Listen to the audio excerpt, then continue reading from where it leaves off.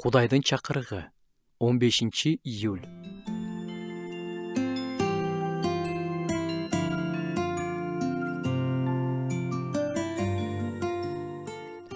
Филиппиликтерге жазылган кат.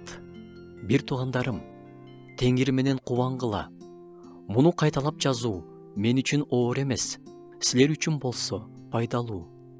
Күнүгө биз бири-бирибиз менен WhatsApp аркылуу, Telegram аркылуу жана башка жолдор менен байланышып турабыз.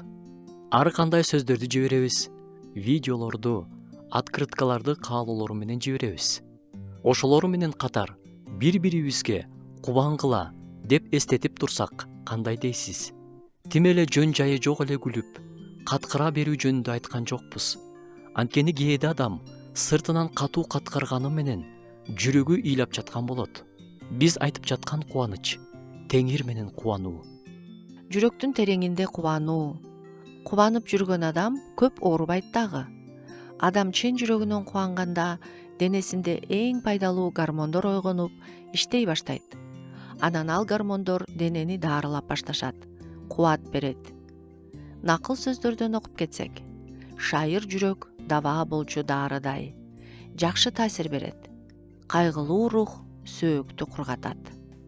Биздин бир тирүү күбөлүгүбүз бар. Бул окуя биздин бир тууган менен болгон. Ал бир нече жыл мурун өзүн начар сезип, дарыгерге кайрылып, анализдерин тапшырат. Көп өтпөй лабораториядан чалышып, кайда турасыз? Ошол жерде кыймылдабай туруңуз. Жаныңызда киши барбы? Машина айдап келчү бирөө барбы? Локацияңызды жибериңиз, биз алып кетебиз деп шашылыш чалышат. Бир тууган аялына анализим начар чыккан окшойт, баралы деп жолго чыгышат. Жолду карата 45 мүнөт бою Кудайды даңктап тынбай ырдап барышат. Барышса эле аны дароо коляскага отургузушуп, сүйрөп алып кирип кетишет. Дагы бир жолу кан алып, текшеришип эле таң калышып, нес болуп отуруп калышат.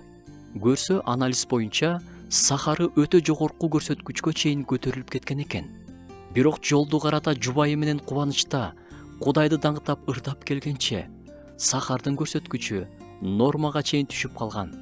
Бул болгон окуя Кудайды кубанычта даңктоо организмдеги процесстерди да башка нукка буруп кое алат.